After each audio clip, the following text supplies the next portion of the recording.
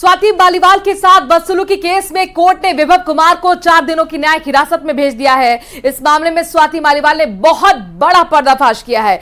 स्वाति मालीवाल ने आरोप लगाया है कि उनके साथ मारपीट होती रही और वो चिल्लाती रही, लेकिन घर में मौजूद होने के बावजूद केजरीवाल उनकी मदद के लिए नहीं आए। स्वाति ने कहा कि विभव ने उन्हें जान से मारने की धमकी दी, बदनाम करने की धमकी भी दी, लेकिन मुख्यमंत्री निवास में कोई उनकी मदद के लिए आगे नहीं आया।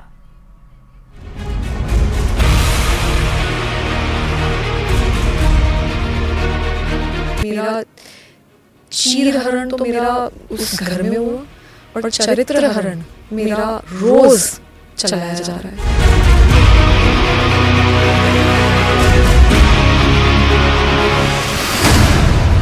स्वाति मालीवाल बदसलूकी केस में सबसे बड़ा पर्दाफाश।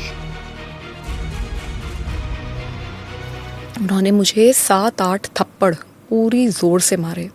मैं सोफे पे बैठी थी, वो सामने खड़े थे और वो मारे ही जा रहे थे। स्वाति ने बताया दिल्ली सीएम आवास में क्या क्या हुआ।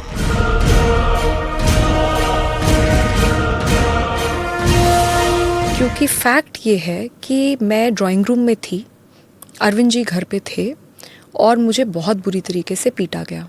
मैं चीख रही थी, चिल्ला रही थी, पर कोई आया नहीं। ये भी फैक्ट है कि आज तक इतना सब कुछ हो जाने के बावजूद मेरे पास अरविंद जी का कोई कॉल नहीं आया। 13 मई को दिल्ली के मुख्यमंत्री अरविंद केजरीवाल के आवास पर स्वाति मालीवाल के साथ किस कदर बदसलूकी की गई, कैसे एक महिला के साथ अभद्र व्यवहार किया गया, कैसे मुख्यमंत्री आवास जैसे हाई सिक्योरिटी जोन में ड्राइंग रूम के अंदर एक महिला के साथ मारपीट की गई, इस पूरी कहानी को स्वाति मालीवाल ने पहली बार कैमरे के सामने बयां किया। आराम से बैठी हुई थी, इतने में विभव कुमार जो कि उनके पीएस थे, वो वहाँ पे धनधनाते हुए आते हैं। He entered from the door और वो चिल्लाने लगते हैं और गालियाँ दे रहे थे। और उन्होंने मुझे बोला कि तेरी औकात क्या है, तेरी हिम्मत कैसे हुई हमें मना कर दे, तेरे को तो हम सबक सिखाएंगे, नीच औरत, पता नहीं क्या क्या बोल रहे थे वो। और उस समय मैं बहुत सकपका गई और मैंने उनको बोला भी कि भाई क्या हो गया, मतलब अरविंद जी आ रहे हैं, क्या हो क्या गया। तो इतना मैंने बोला और इतने में ही उन्होंने हाथ छोड़ दिया। उन्होंने मुझे 7-8 थप्पड़ पूरी ज़ोर से मारे। मैं सोफे पे बैठी थी, वो सामने खड़े थे और वो मारे ही जा रहे थे। मुझे बिल्कुल समझ नहीं आया कि क्या हुआ। इतने में मैंने अपने आप को बचाने के लिए अपने पैर से उनको पुश करने की कोशिश करी। तो जब मैंने उन्हें पुश करने की कोशिश करी तो उन्होंने मेरा पैर पकड़ लिया और मुझे नीचे घसीट दिया। उसमें मेरा सर भी जो वो सेंटर टेबल है उस पे जाके टकराया। मैं नीचे गिरी और फिर उन्होंने मुझे लातों से मारना शुरू किया और मैं चीखती रही, चिल्लाती रही, मैं मदद मांगती रही और मैंने उन्हें इतनी बार बोला कि मेरे पीरियड्स चल रहे हैं, मुझे छोड़ दो, मुझे बहुत दर्द हो रहा है। उसके बावजूद वो आदमी नहीं माना। सीएम हाउस में स्वाति मालीवाल के साथ क्या क्या हुआ, स्वाति ने ऑन कैमरा सब कुछ बताया। स्वाति ने बताया मुख्यमंत्री आवास में विभव कुमार ने उन्हें 7 से 8 थप्पड़ मारे। विभव कुमार ने उनका पैर पकड़कर फर्श पर घसीटा। स्वाति ने बताया कि विभव ने उन्हें बदनाम करने की धमकी दी, रेप और जान से मारने की धमकी भी दी गई, लेकिन घर में होने के बावजूद केजरीवाल उन्हें बचाने नहीं आए। मैं कॉल कर रही थी तो उसने मुझे देखा और उसने मुझे बोला कि तुम कुछ कर लो, हमारा कुछ नहीं बिगाड़ सकती और तुमको तो मार के गड़वा देंगे, हड्डी पसली एक कर देंगे। पर मैंने उसकी सुनी नहीं और मैंने कॉल कर दिया। मुझे बताया गया था कि अरविंद केजरीवाल जी घर में हैं और वो मुझसे मिलने आने वाले हैं और मैं बहुत ज़ोर ज़ोर से चीख चीख के हेल्प मांग रही थी, लेकिन कोई मदद के लिए नहीं आया। मैं अपॉइंटमेंट लेके तो हार्डली कभी गई हूँ। जब मैं घर गई हूँ तब तो मैंने कभी भी अपॉइंटमेंट नहीं लिया। हाँ, ज़रूर है कि अगर ऑफिस जाते हैं उनके, क्योंकि उनकी मीटिंग्स लगी हुई होती हैं और बहुत एक प्रोटोकॉल होता है, तो अगर सेक्रेटेरिएट जाते हैं तब एक बार ऑफिस पे के लिए ऑफिशियल टाइम लेके जाया जाता है। लेकिन जब घर जाते हैं तो मैं ऐसे ही जाती हूँ। ये कहते हैं कि मैं ट्रेसपास कर रही थी, मेरे पास कोई अपॉइंटमेंट नहीं था। तो मैं ये जानना चाहती हूँ कि अगर मैं ट्रेसपास कर रही थी तो फिर तो गेट पे ही रोक देते। And on top of it, मैंने कब एफआईआर में कह दिया कि मेरे कपड़े फट गए? मैंने कब FIR में कहा कि मेरा सर फट गया जी, मैं खूनम खून हो गई? एग्जैक्टली जो मेरे साथ हुआ है, वर्ड टू वर्ड बिल्कुल मैंने वही लिखा है। मैंने ना आगे लिखा ना पीछे लिखा। और मैं अगर गलत हूँ, मैं बिल्कुल तैयार हूँ, मेरा पॉलीग्राफ टेस्ट मैं चाहती हूँ कि पुलिस करे, उससे सब क्लियर हो जाएगा। स्वाति मालीवाल ने बताया कैसे सीएम आवास में उनके साथ मारपीट हुई, कैसे वो जोर जोर से चीखती रही लेकिन कोई उन्हें बचाने नहीं आया। स्वाति के मुताबिक खुद मुख्यमंत्री अरविंद केजरीवाल सीएम हाउस में मौजूद थे, उनकी पत्नी और माता पिता भी सीएम हाउस में मौजूद थे, पूरा स्टाफ भी सीएम हाउस में मौजूद था, लेकिन किसी ने भी उन्हें बचाने की कोशिश नहीं की। स्वाति के इस बयान के बाद बीजेपी ने केजरीवाल पर हमले बहुत तेज कर दिए हैं। आम आदमी पार्टी एक अर्बन नक्सल के एक गैंग है और उनके ही पार्टी में और इस बीच जयपुर से बड़ी खबर आ रही है। राजस्थान कर्मचारी चयन बोर्ड से बड़ी खबर है, अटके परिणाम जारी होना की शुरुआत हो गई है। गैर अनुसूचित अभ्यर्थियों का परिणाम जारी, एक्स सर्विसमैन की कट ऑफ भी जारी हो गई है। 55.28% रही एक्स सर्विसमैन की कट ऑफ। सचिव डॉक्टर VC वघाल ने परिणाम को जारी किया है। तो बड़ी खबर जयपुर से आ रही है, राजस्थान कर्मचारी चयन बोर्ड से जुड़ी हुई ये बड़ी खबर। अटके हुए परिणाम जारी होने की शुरुआत हो गई है। गैर अनुसूचित अभ्यर्थी का परिणाम जारी किया गया है, आपके सामने उसकी तस्वीर। एक्स सर्विसमैन की कट ऑफ भी जारी हो गई है। 55.21% एक्स सर्विसमैन की कट ऑफ रही है। और अगली खबर राजधानी जयपुर से ही है। रोडवेज के 5 अधिकारी निलंबित कर दिए गए हैं। सिंधी कैंप बस स्टैंड पर अनियमितताओं के चलते निलंबन की बड़ी कार्रवाई। अधिकारियों के कार्य में लापरवाही की जानकारी मिली थी। सिंधी कैंप की मुख्य प्रबंधक राधिका, वैशाली डिपो के प्रबंधक वित्त भानु प्रताप सिंह, सिंधी कैंप के प्रबंधक प्रशासन अरुण कुमार शर्मा, प्रबंधक वित्त नेहा नगर और खेतड़ी डिपो के प्रबंधक वित्त राजेंद्र कुमार यादव को निलंबित कर दिया गया है।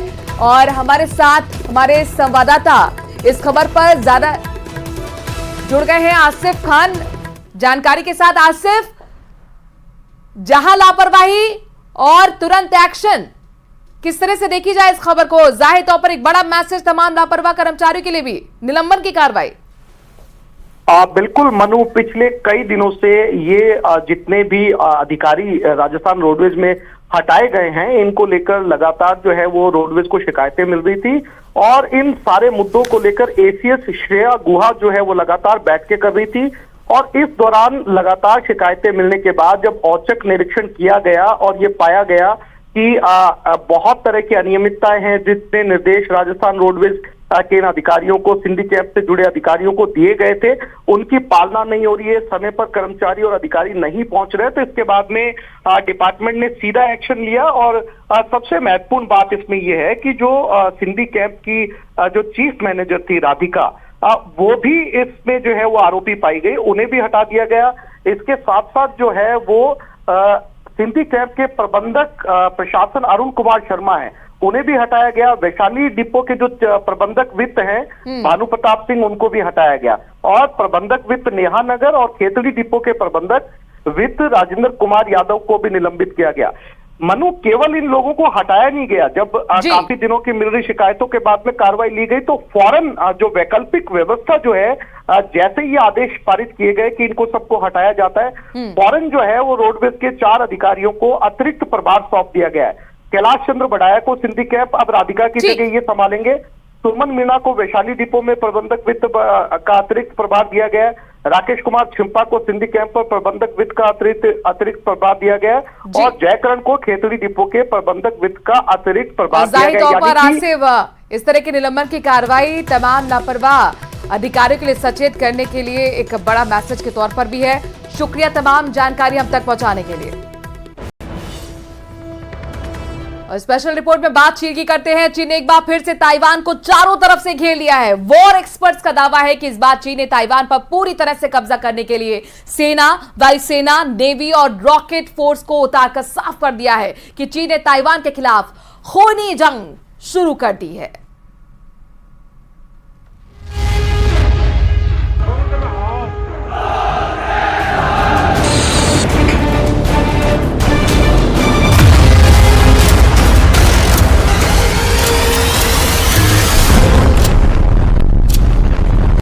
गया ताइवान, ऑपरेशन फोर्स से चीन का हमला।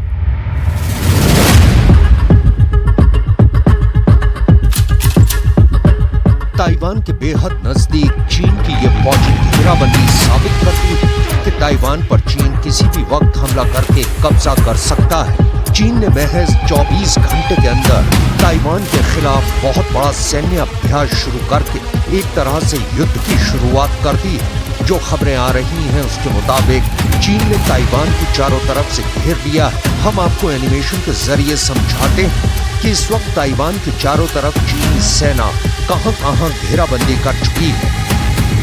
रिपोर्ट के मुताबिक चीन ने 24 घंटे के अंदर ताइवान के खिलाफ अपनी सेना, नौसेना, वायुसेना और रॉकेट फोर्स को तैनात कर दिया है। खबर के मुताबिक चीन ने अपने सबसे बेहतरीन हथियारों को ताइवान के खिलाफ उतारा है। हैरानी की बात तो ये है कि चीन का ये फौजी पैंतरा ताइवान के साथ साथ पूरी दुनिया को हैरान कर रहा है।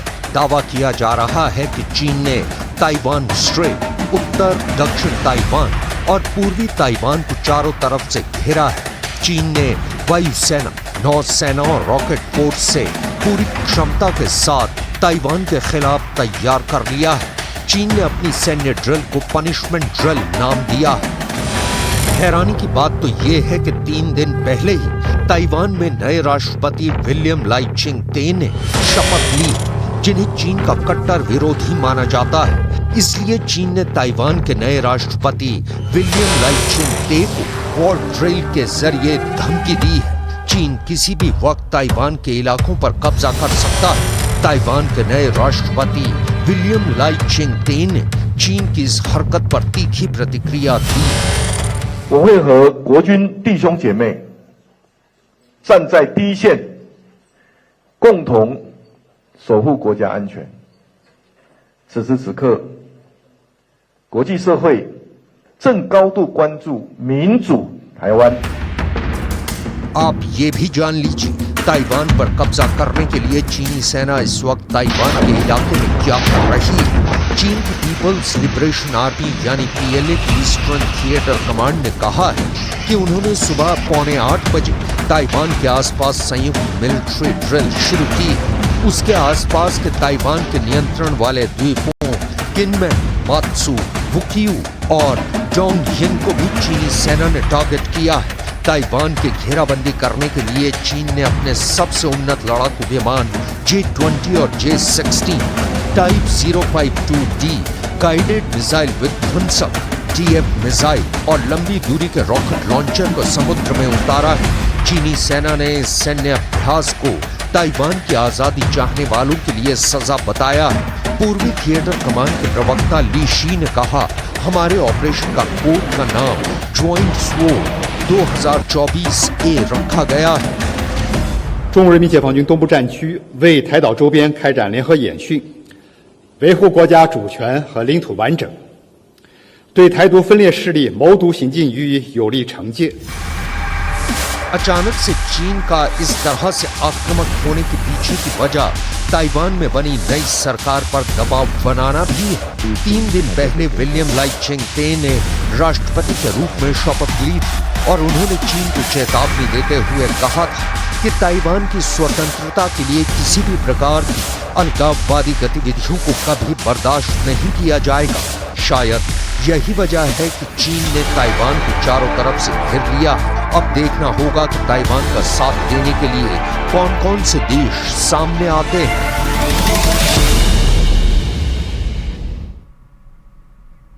72 मैच 64 दिन, एक क्वालिफायर मैच और एक एलिमिनेटर मैच के बाद आखिरकार आज वो दिन आ गया है जब आज IPL के फाइनल के लिए दूसरी टीम मिल जाएगी।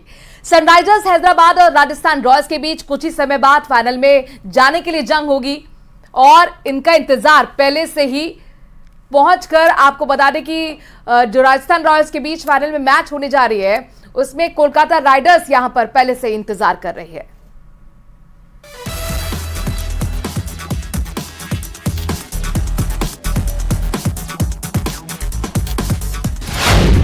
टूटेंगे रिकॉर्ड, SRH साबित होगा डार्क हॉर्स। फाइनल के लिए जंग, किस पर चढ़ेगा जीत का रंग। राजस्थान का टशन एसआरएच को देगा टेंशन। ये 3 लाइनें कह रही हैं कि आज क्या कुछ होने वाला है। आज कई रिकॉर्ड टूट सकते हैं। आज एक बार फिर सनराइजर्स हैदराबाद की टीम डार्क हॉर्स साबित हो सकती है या फिर राजस्थान अंडरडॉग बनकर जीत हासिल कर सकता है। आज मैच नहीं, जंग है। इस जंग में टशन दिखेगा, टेंशन बढ़ेगा, क्योंकि आज वो घड़ी आ गई है जिसका इंतजार था। वो पल आ गया जिसके लिए 64 दिनों से लड़ाई लड़ी जा रही थी। 72 मैचों के बाद आज दूसरा फाइनलिस्ट मिल जाएगा, जो 26 जून यानी आज से ठीक 2 दिन बाद कोलकाता से फाइनल में टकराएगा।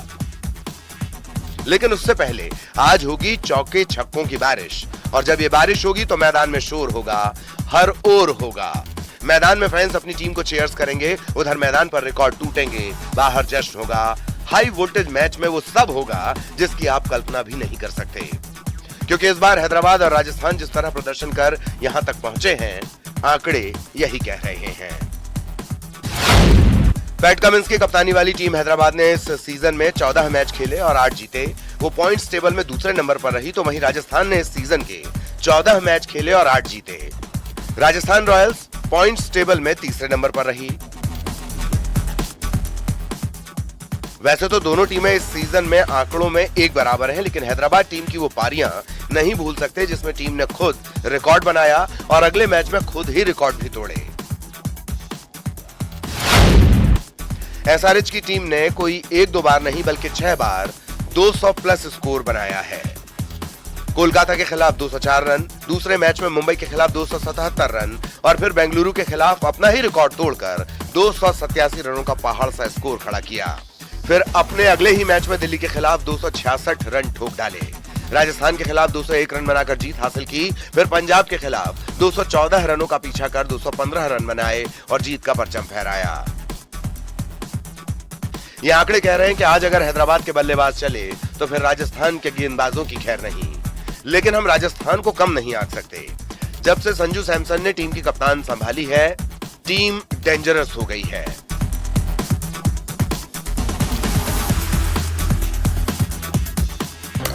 इसके पास आज वो खिलाड़ी हैं जो चेन्नई की पिच पर बल्लेबाजों के लिए कहर साबित हो सकते हैं, क्योंकि चेन्नई की पिच पर स्पिनर्स का बोलबाला रहता है और राजस्थान के पास विश्व के सबसे बेहतरीन स्पिनर्स में शुमार आर अश्विन और चतुर चालाक चहल हैं। ये युजवेंद्र चहल 28.44 की एवरेज और 9.48 की इकॉनमी से 14 मैच में 18 विकेट झटक चुके हैं, तो वहीं आर अश्विन ने 14 मैच में 9 विकेट, साथ ही बल्ले से भी करिश्मा दिखाया है। हालांकि चेपॉक की पिच पर दूसरी पारी में स्पिनर्स को मदद मिलती है, पहली पारी में बल्लेबाज गेंदबाजों पर हावी रहते हैं, चौके छक्कों की बारिश से लाइन लेंथ तक बिगाड़ देते हैं और जब सामने हैदराबाद जैसी टीम के बल्लेबाज हों तो चौके छक्कों की सुनामी लाते हैं। तो फिर सोचिए आज क्या होने वाला है। आंकड़े भी तो यही कहते हैं। और इसी खबर के साथ स्पेशल रिपोर्ट में आज के लिए इतना ही। देश और प्रदेश की बाकी खबरों के लिए बने रहिए न्यूज़ 18 राजस्थान के साथ। नमस्कार।